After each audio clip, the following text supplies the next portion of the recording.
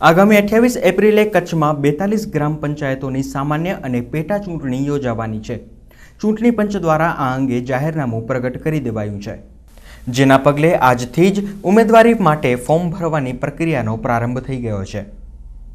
ઉમેદવારો 13 એપ્રિલ સુધી તેમની ઉમેદવારી નોંધાવી શકશે. 13મીએ ફોર્મની ચકાસણી થશે. 16મી તારીખ સુધીમાં ફોર્મ પરત ખેંચી શકાશે. સામાન્ય ચૂંટણી સાથે ભુજની 10, માંડવીની 9, ગાંધીધામની 1, ભચાઉની 3, રાપર નખત્રાણાની 4, અબડાસાની 3 અને લખપતની 7 ગ્રામ પંચાયતોમાં પેટા ચૂંટણી યોજાવાની છે. ઉલ્લેખનીય છે કે ગ્રામ પંચાયતની ચૂંટણીમાં રાજકીય પક્ષો સીધી રીતે ભાગ લઈ શકતા નથી. ઉનાળાની એન્ટ્રી સાથે જ કચ્છમાં કેસર કેરીના રસિયાઓ માટે વલસાડની કેસર કેરીનું આગમન થઈ ગયું છે. અમદાવાદથી આ કેરીનો માલ કચ્છમાં પહોંચી રહ્યો છે, જે કિલોએ 30થી 40 રૂપિયે વેચાઈ રહી છે. જોકે આવી કેરી ખરીદતા પહેલા 100 વાર વિચાર કરજો, કારણ કે મોટાભાગની કેરી કેમિકલ કે કાર્બાઇડથી પકવેલી છે.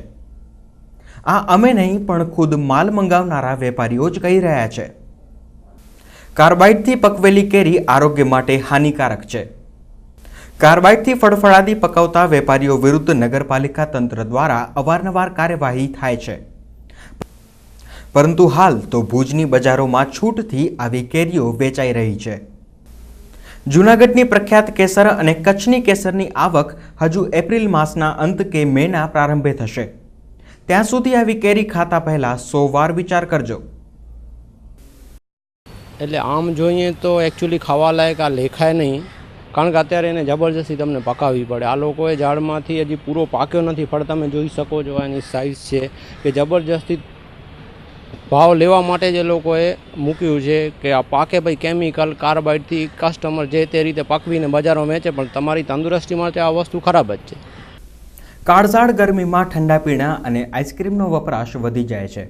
પરિણામે આ વ્યવસાયમાં ભારે તેજી આવે છે. જોકે કાચા બરફનું ઉત્પાદન કરતા એકમ કહે છે કે હવે બરફના ધંધાનું કોઈ ભવિષ્ય નથી. ઉનાળો એટલે કાચા બરફનું ઉત્પાદન કરતા એકમો માટેની પીક સિઝન. કચ્છમાં અંદાજે 12 જેટલી આઈસ ફેક્ટરી આવેલી છે. ભુજમાં 2 આઈસ ફેક્ટરી કાર્યરત છે. વર્ષોથી આઈસ ફેક્ટરી ચલાવતા બિમલભાઈ ઠક્કર કહે છે કે હવે આ ધંધામાં પહેલા જેવી કોઈ બરકત નથી રહી.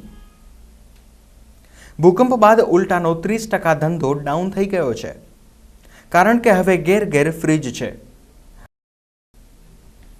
રોગચાળાથી બચવા લોકો બહારના ઠંડા પીણા પીવાનું ટાળે છે.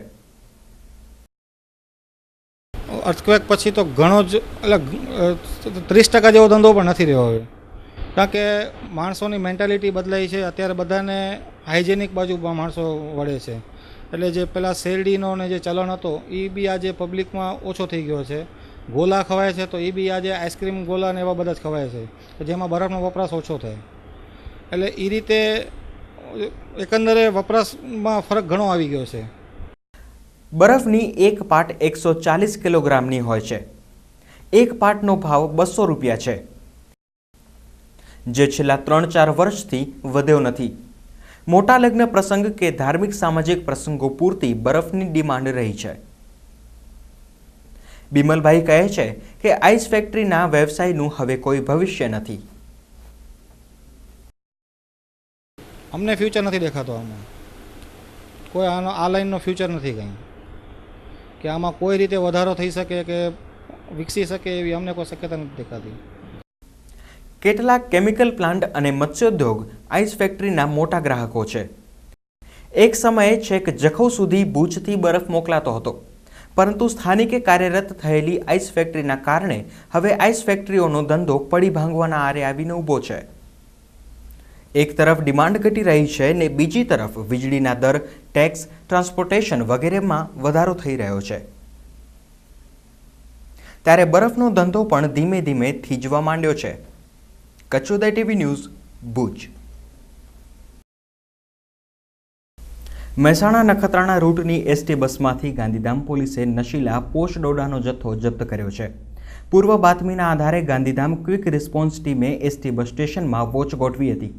દરમિયાન મહેસાણા નખત્રાણા રૂટની બસમાં એક ખાલી સીટ પર પડેલા 3 કોથળા મળી આવ્યા હતા, જેની તલાશી લેતા તેમાં નશીલું દ્રવ્ય હોવાનું બહાર આવ્યું હતું. આ નશીલો પદાર્થ લાવનાર આરોપીને પોલીસ દરોડાની ગંધ આવી જતા તે મીઠી રોહર ઉતરી ગયો હોવાનું પોલીસ સૂત્રોએ જણાવ્યું છે. સરહદી હાજીપીર નજીકથી નરા પોલીસે એક શંકાસ્પદ શખ્સની ધરપકડ કરી છે. મેલાગેલા વસ્ત્રોમાં ફરી રહેલો આ આધેડ બિહારનો રહીશ હોવાનું અને તે મૂકબધિર હોવાનું બહાર આવ્યું છે. પ્રતિબંધિત વિસ્તારમાં તે ફરી રહ્યો હોય પોલીસને તેની હિલચાલ શંકાસ્પદ જણાઈ હતી. વધુ સમાચારો જોઈશું, પરંતુ આ વિરામ બાદ.